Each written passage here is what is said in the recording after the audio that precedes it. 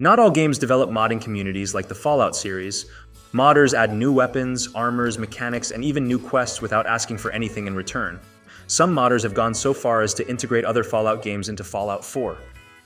Today, I'm taking a look at a few mods that add maps, quests, and NPCs from other Fallout games into Fallout 4.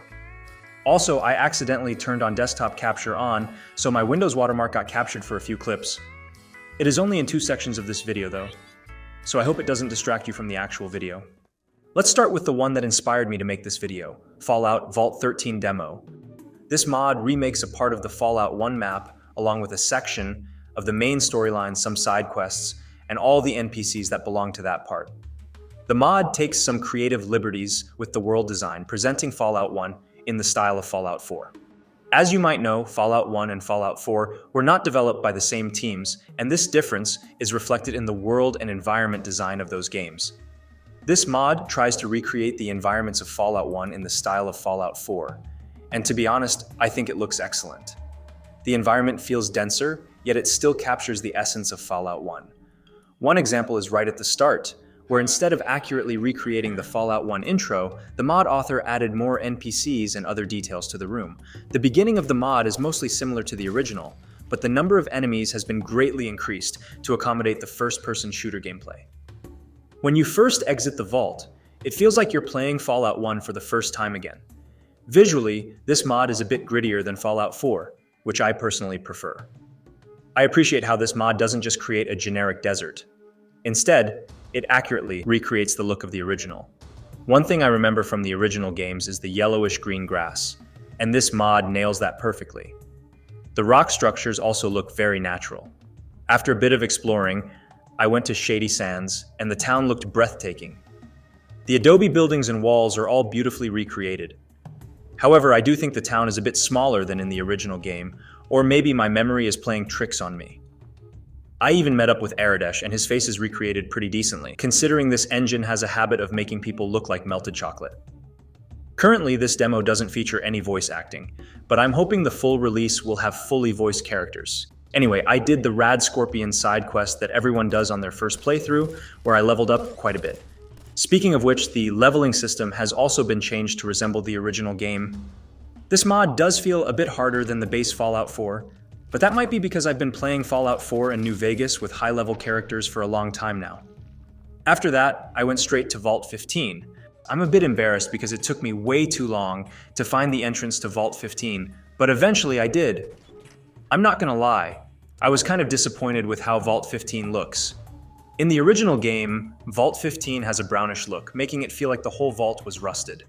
In this mod, it looks like any other Fallout 4 vault. Of course, the actual design of the vault was pretty well done. We all know the water chip wasn't inside Vault 15 but in Necropolis, which this mod doesn't feature yet. So, I just explored a bit more and went to some other familiar locations. I also went back to Vault 13 and found out that a couple had overtaken my room, which I don't remember from the original game. Anyway, I totally recommend this demo. It doesn't matter if you played the original game or not. If you like Fallout 4, I think you'll still have a good time. Now, there isn't a Fallout 2 map mod as of now. However, there is a remake mod called Project Arroyo currently in the works, but it will take a long time to be completed. Fallout 3 is also in a similar situation. The Capital Wasteland project aims to remake Fallout 3, but progress on that mod is slow right now, and who knows if it will ever be finished. However, the team released a remake of Point Lookout a few years back, and it is really well made. Now, this might be the most boring one to talk about, not because it's bad, but because it's so similar to the original. It's one of those faithful remakes, like the Dead Space remake, that just updates the controls and visuals while keeping everything else the same.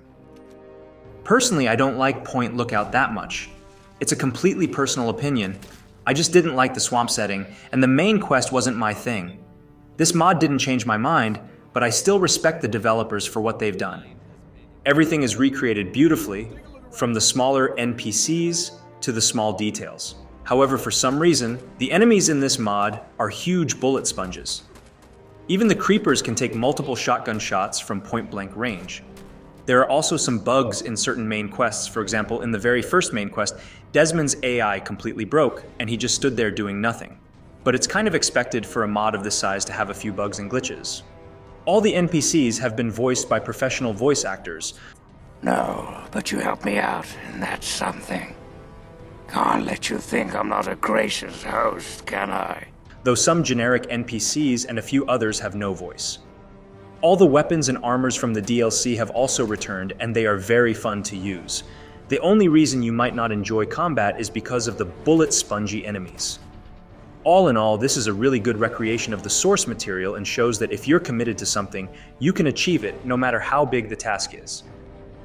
Now, I never even started Mothership Zeta, let alone finished it. I don't play Fallout for Aliens, so it never intrigued me.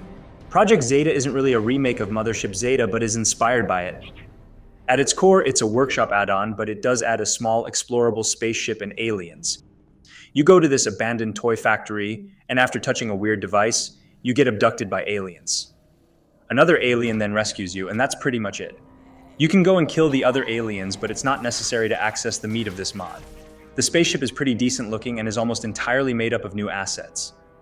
There are multiple teleport stations from where you can access other areas of the ship. The workshop items are great, but you need a lot of space to build something decent. This mod also adds a few weapons from the DLC.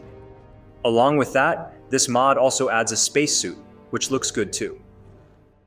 Project Mojave recreates 2 parts from Fallout New Vegas, the entire strip and a decent chunk of the open world near Mojave Outpost. There's a new questline made for this mod, but it still recreates the 2281 version of New Vegas. After building a long-range teleporter, I arrived in the Mojave, and boy oh boy does it look good.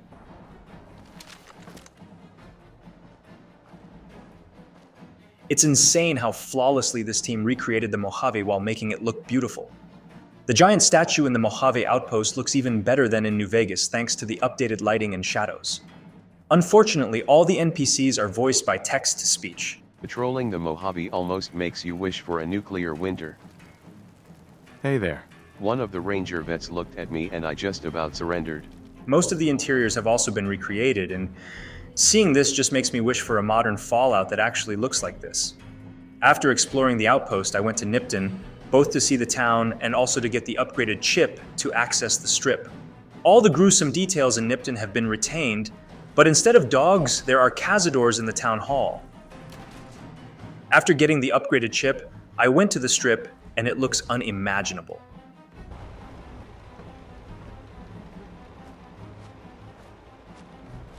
Everything, from the lighting to the retention of even the smallest of details, is just perfect. For example, this is New Vegas, and this is Project Mojave. Women. In New Reno, I'm Frag, and in the Boneyard, I'm Ernest. You can enter almost all of the interiors and can even gamble. Lucky 38 and Vault 21 are not explorable, which is a bit disappointing, but I think this is still really impressive. Now, there's another mod in the works aiming to completely recreate New Vegas in the Fallout 4 engine called Fallout 4 NV, similar to the Point Lookout mod, but there is no release date in sight as of now. And that about does it. There's another mod inspired by Fallout 76, but it's mostly a glorified Nuka World reskin. There are some cool things this mod adds, but in my opinion, they're not enough to make it stand out. This was kind of a different video compared to my other recent videos. So let me know if you're interested in this type of video. As always, thanks for watching and see you in the next one.